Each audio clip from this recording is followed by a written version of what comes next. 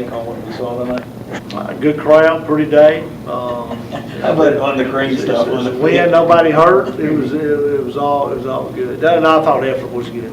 Hard to tell, not going back and look at the tape. Negative, I thought, was turnovers. We hadn't laid the ball on the ground much at all spring. I think we had one fumble the whole spring in practice, and then rest has been interceptions, and that continues to be kind of Achilles heel for us. We just got to correct that and take care of the football. I think we do a better job there. But offensively, actually, probably the best scrimmage they had, and he did pretty good. See some bright spots everywhere. Defensively, we're going to be solid. And I think the depth of our football team overall is so much better than it was this time last year, which is a positive. The story of the spring kind of been the defense, but when Eli came out good on good and had a pretty good game, just talk about his performance. Well, just so much further ahead than where he was last year. What difference a year makes and the experience makes. I mean, he is just commanding the offense, knows where to go with the ball. Just has an understanding of what we're doing offensively. Where last year he didn't have a clue. So he grew up kind of as the year went on last year and kind of got on the road at the end. But this game experience, it just shows you cannot replace game experience. And progressing in his progression as a quarterback, he is just he's grown a lot. Very pleased with him. He did a good job. And other guys played well too. I thought Max Shortell had a good scrimmage. Had one deep ball that was called, and then Christian O'May continues to improve. Kyle West was hard to see get his snaps, but I mean those three guys, I thought had the better of their scrimmages, take out the interceptions. You used LeMay a little bit. I heard at halftime you were going to talk to that guy. Put him with the first unit and just see him play with the ones. What did that show you in that part from Christian? Well, I think, and I can grade the tape, of course, but I wanted to get him and Max both of the ones, some, and we'll end up playing multiple quarterbacks, definitely, and I think we got, it's the most depth we've got anywhere on the field is at quarterback, and we got a lot of guys without to have our 3 and 4 guy. They can play for a lot of folks we'll play, so, we'll use those guys, and, we're excited about that position, for sure. You wouldn't use 3 in We might, you never know.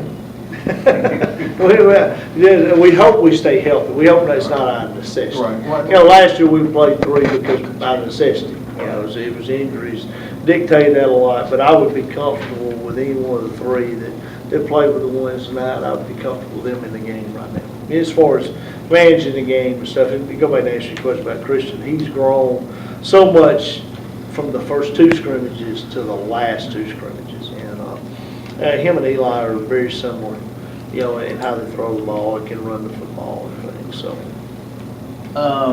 you hadn't scored a lot of points in the scrimmages that you had, 3 or 4 touchdowns, maybe tops.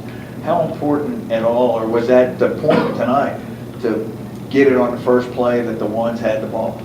Well, I mean, I think that you just don't score the red zone. I mean, we just have to kick it to many field goals in the pass scrimmages. We get it down there, and whether it be a penalty or unable to run the football or whatever it would be, we get the ball in the end zone. We got to do a better job of that and continue doing that. Red zone efficiency is huge, and I thought tonight was better than what we've done in the last scrimmages. So I did think it was important. One of them come off with a turnover. Of course, we completed the deep ball. That first series right there. But I think first offense drove the football and had some sustained drives, which was positive. Eli said, and I'm sure you did this with a bunch of guys, write down plays that you want to run or something in the spring game. And his was the play that you pulled out, or whoever called it, on the first play that they got.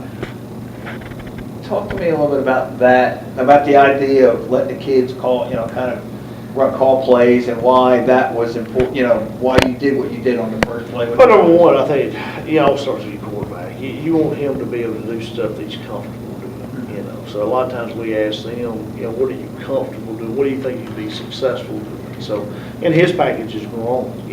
That package last year was very minute when you would ask him what he thought he could do, what he was comfortable doing. Because eventually that's going to be your success is what that guy can do. So he's just he's able to do a lot more things than he can do last year. There's read progression on passing plays and read progression on option plays from a run game standpoint. So he's just grown up a lot, and it's good to see for sure.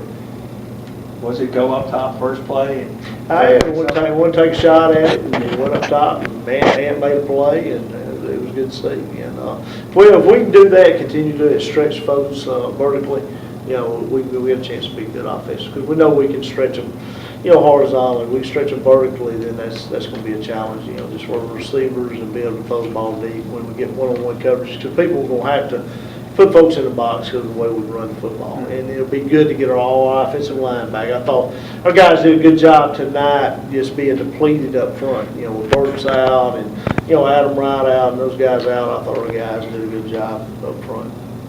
Coach, talk a little bit about Dan, too. Got that grad. It was his first spring that he's gone through as a freshman last year. What's his progression been like? Oh, it's been good. You know, he is his body type. We want him to gain weight, like to buck him to the inside receiver. We can play in the box some even, but he just every time you think about it, he makes a play like he played tonight. You know, so it's good to see some of those guys that are, you know, played a lot for us last year that were freshmen, or some guys that were redshirt freshmen, get out there and play tonight and make some plays. But you know, just to be able to go through springs, invaluable, you know, as far as that experience. And I feel like we've done a good job, especially the last 2 weeks. Tonight and last week's scrimmage, you know, we made as much like a game as possible. And I thought we had a good crowd last week. And seeing guys under pressure and having to perform is a key deal.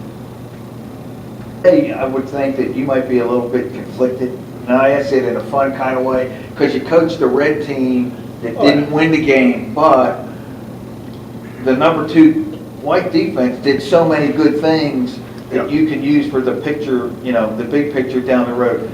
Weigh that a little bit. Oh, it's you know, when you split the teams up in the spring game, it's always kind of, you know, it gets a little unusual, you know, but just because of depth, you know, and so guys can get worn out, and then you play it like a game, and you know, the situations play out sometimes where, you know, one side gets momentum, gets field position, things like that. So, you know, I thought it was good for our first defense to, honestly, to see some adversity today. You know, ball down on the inside, you know, several times, you know, drives starting inside our territory, several times ball starting inside, you know, around the 30 or 40, and having to face a little adversity. And that's something you don't always get in a normal scrimmage, because you just ghost punt it, or you start all the drives on the minus 30 or minus 20. So, you know, I thought that part, you know, for us was good defensively. I thought our second defense had a lot of energy. You know, I thought those guys, they looked like they were having fun playing.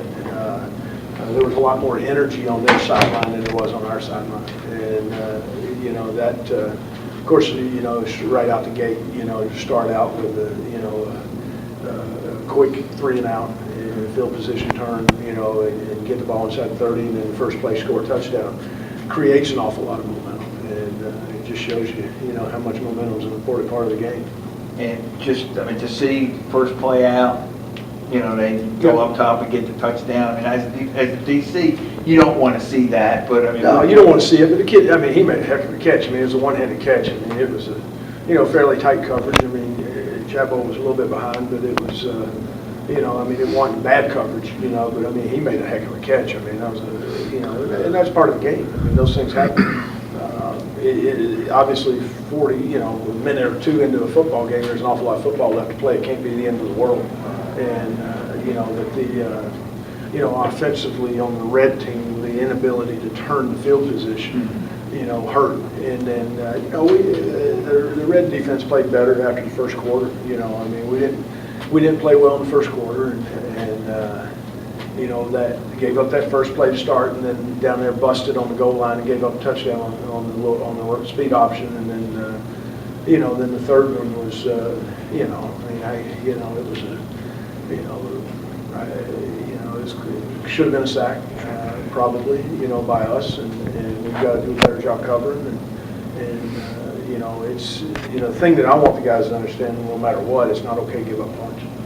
It's not okay to give up touchdowns, and that's something that we, you know, we really strive on and talk about. You know, constantly force field goals. You know, play great in the red zone, tackle great. You know, I thought we had some poor tackling angles at times, and you know, the thing we did was we created turnovers. You know, and that's something that obviously can help if you can do it. You know, so. as much as you're a competitor, you want to see, you know, I mean, you want to be on the side that wins. I mean, clearly the competitor and you want to do that. But in the overall picture, yeah, no, look at Omari's passing stats on there. I know you would be really proud of that as the DC. Oh, yeah. Marty had a good game.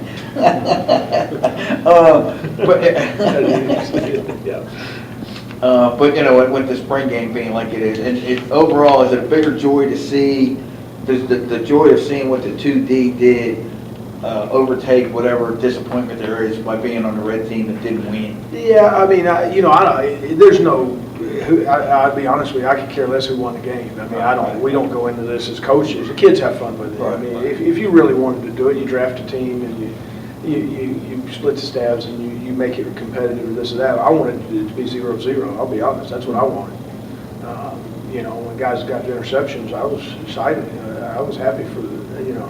I didn't want to see our second defense go out there and get run over either. I mean, I've been on staffs before where the defense staff standing over there telling the offense staff that calls so they can score, you know, and things like that. I wanted both sides to do well in defense. And as a head coach, Coach Ross will come in and say he wanted it to be a competitive scrimmage, which it was, and there were good things on both sides of the ball and things like that. But as a defensive coordinator, I don't want that. I don't want it to be one-sided. I want a shutout on both sides. So, you know, and that's what we expect. You know, we don't expect to go out and give up points. So if the ball's on the 4-yard line, we expect to stop them. That's the mentality that we want, that we want to develop. And it's not okay to give up touchdowns.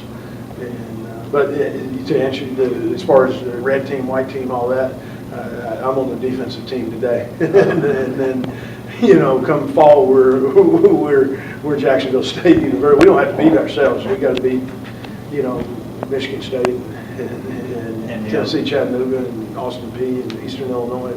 That's who we got to beat. We don't have to beat Jacksonville State. We've had a good spring.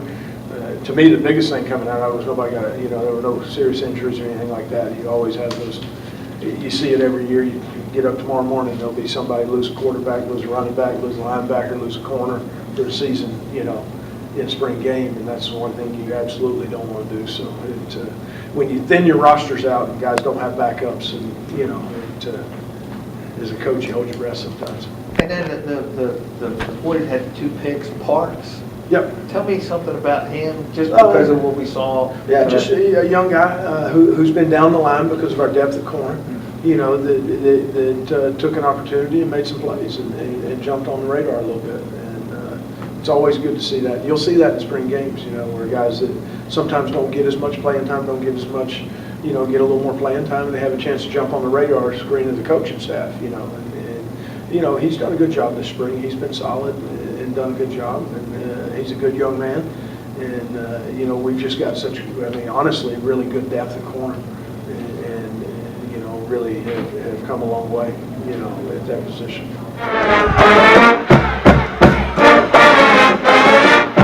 That ball's up for